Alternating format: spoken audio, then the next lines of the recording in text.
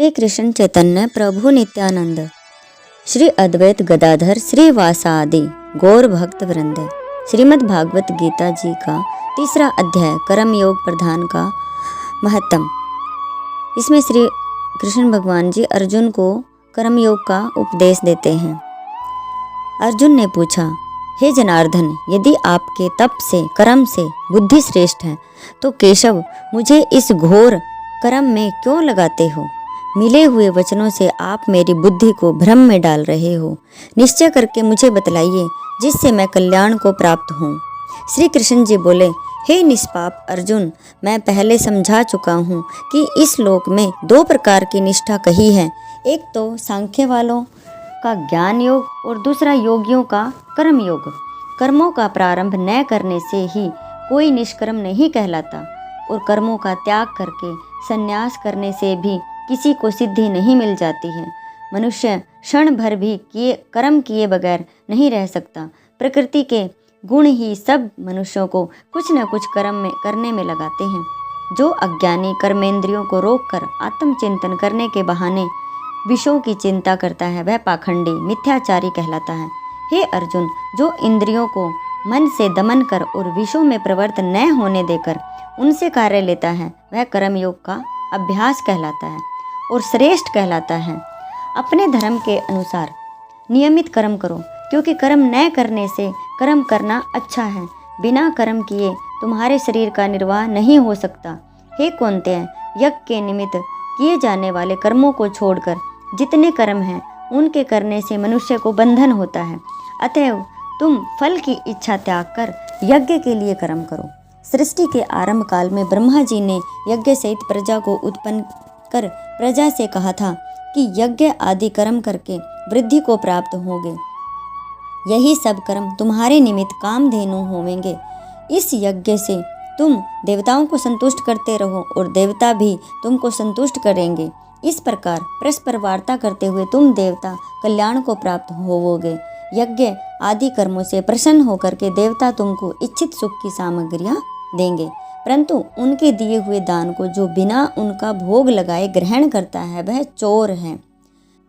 5 महायज्ञ करके जो शेष बचा हुआ भोग ग्रहण करते हैं वे सब पापों से मुक्त हो जाते हैं, और जो अपने निमित्त ही अन्न पकाते हैं वे पापी पुरुष पाप का ही भक्षण करते हैं। अन्न से ही प्राणियों की उत्पत्ति होती है। अन्न मेघ से उत्पन्न होता है।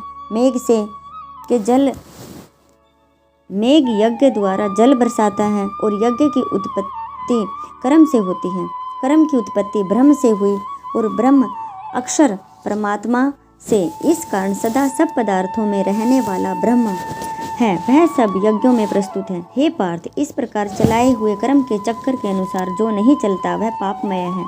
जो पुरुष आत्मा में ही रत रहता है और आत्मा आनंद अनुभव से तृप्त रहता है उसे कुछ भी कार्य शेष नहीं है। वह कोई कर्म करे या ना करे उसको कोई प्रयोजन अथवा लाभ नहीं है, और किसी प्राणी से अपना लाभ कराने की भी उसे कोई आवश्यकता नहीं है। इसीलिए तुम भी फल की इच्छा त्याग कर कर्तव्य पालन करते रहो, क्योंकि फल की इच्छा को त्याग कर करने वाला जो कर्म है, किया गया जो कर्म है, पुरुष को मोक्ष की प्राप्ति कराता है।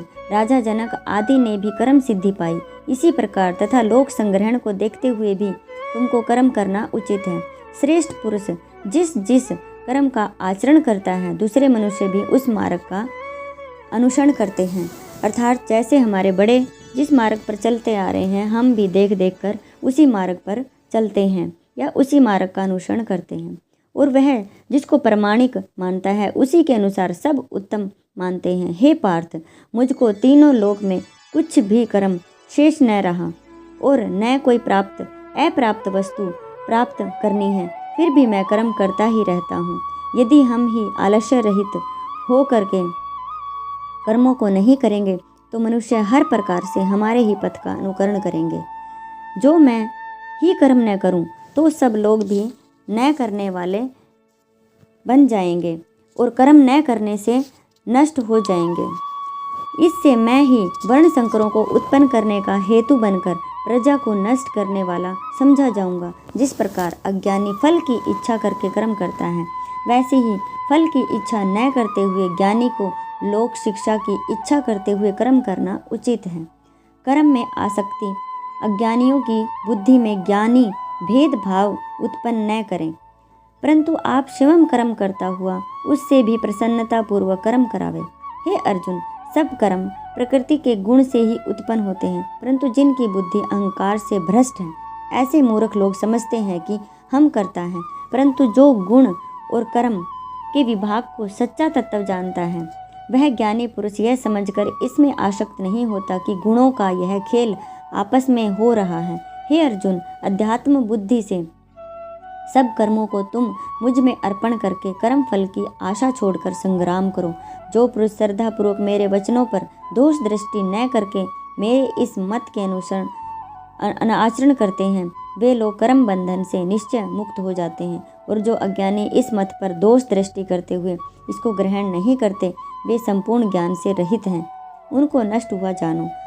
अपना कठिन धर्म भी दूसरों के सहज धर्म से शव धर्म में मरना भी कल्याणकारक है, परंतु अन्य धर्म भयानक है। अर्जुन बोले, हे श्री कृष्ण जी, पुरुष को पाप करने की इच्छा न होते हुए भी कौन उसे बलात् पाप के कर्म में प्रवृत्त करता है। श्री कृष्ण जी बोले, हे अर्जुन, हे पार्थ, रजोगुण से उत्पन्न होने वाला कर्म और क्रोध मनुष्य को पाप मार्ग में ले जाता है। इसे करके उत्पन्न इच्छा कभी तृप्त नहीं होती। ये महापापी और घोर शत्रु हैं। जैसे धुआं से अग्नि, धूल से दर्पण और झिल्ली से गर्भ का बालक ढका रहता है, उसी प्रकार विषय की इच्छा से आत्मज्ञान ढका हुआ है। हे कुंती पुत्र, जैसे धूल से दर्पण ढका हुआ है, अगर दर्पण ढका हुआ है, अगर उसमें हम अपना प्रतिबिंब देखने का प्रयास करेंगे तो हमें वह दिखाई नहीं देगा। उसी प्रकार हमारी जो इच्छाएं हैं, इच्छाओं से आत्मज्ञान हमारा ढका हुआ है। हे कुंती पुत्र अर्जुन, इस शत्रु का काम को करके ज्ञानियों का ज्ञान आच्छादित हुआ है। इंद्रियां, मन और बुद्धि इस काम के आश्रय स्थान हैं। इनके सहारे विषय इच्छा ज्ञान को आच्छादित करके जीव को मोहित कर लेता है। अतएव तुम सर्वप्रथम इंद्रियों को वश में करके ज्ञान और विज्ञान को नष्ट करने वाले इस पापी काम को जीतो। कहते हैं कि इंद्रियां प्रबल हैं और इंद्रियों से भी प्रबल मन है।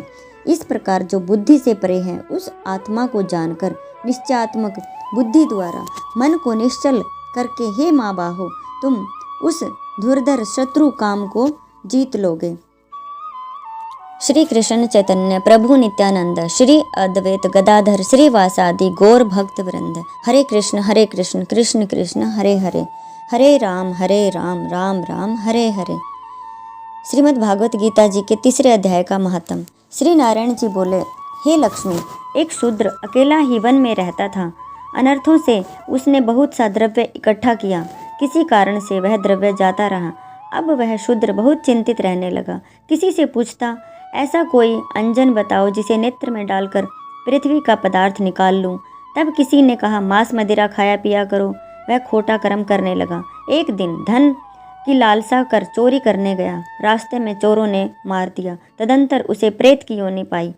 उस प्रेत योनि में उसे बड़ा दुख हुआ। एक वट वृक्ष पर रात दिन चिल्लाया करता कि कोई ऐसा भी हो जो मुझे इस अधम देह से छुड़ावे। कुछ समय बाद शूद्र की स्त्री से पुत्र जन्मा। जब उसका पुत्र बड़ा हुआ तो एक दिन अपनी माता से उसने पूछा, मेरे पिता क्या करते थे और उनका देहांत किस प्रकार हुआ। तब उसकी माता ने कहा, बेटा, तेरे पिताजी के पास धन बहुत था, यह सब यूं ही जाता रहा। एक दिन धन की लालसा से चोरी करने गया, परंतु मार्ग में चोरों ने उसे मार डाला। तब उसने कहा, हे माता, उनकी गति कराई थी क्या आपने? तब माता ने कहा, नहीं पुत्र।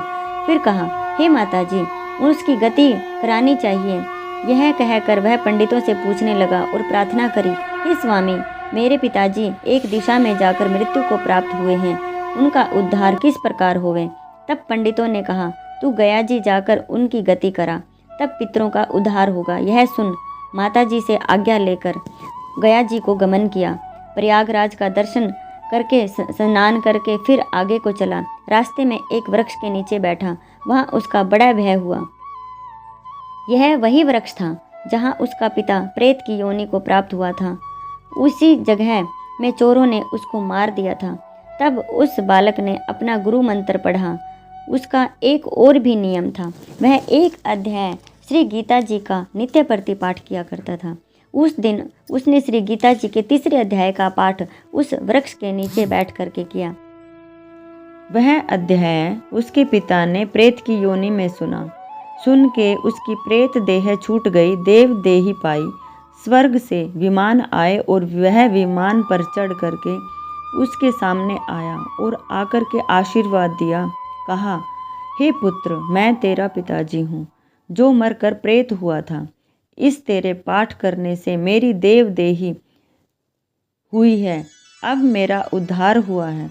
अब तू गया जी में अपनी खुशी से जा। इतना सुनकर पुत्र ने कहा, हे पिताजी, कुछ और आज्ञा करो जो मैं आपकी सेवा कर सकूं। तब उस देवदेही ने कहा, देख, मेरी 7 पीढ़ियां पितृ नरक में पड़ी हैं, बड़े दुखी हैं वो। अब तू श्री गीता जी के तीसरे अध्याय का पाठ करके उनको इस दुख से मुक्ति प्रदान कर। इतना वचन कह करके वह देवदेही स्वर्ग को गई। तब बालक ने वहाँ तीसरे अध्याय का पाठ किया और सब पितरों को पुण्य देकर वैकुंठगामी किया। जो श्री गीता जी का पाठ नियम पूर्वक करते हैं और श्रवण करते हैं, उसका फल कहाँ तक कहें, कहने में नहीं आ सकता है। तब श्री नारायण जी ने कहा, हे लक्ष्मी जी, यह तीसरे अध्याय का जो फल मैंने आपके लिए कहा है, सो आपने इसे सुना है। श्री कृष्ण चैतन्य प्रभु नित्यानंद श्री अद्वैत गदाधर श्री वासादि गौर भक्तवृंद। हरे कृष्ण कृष्ण कृष्ण हरे हरे। श्री नारायण नारायण नारायण।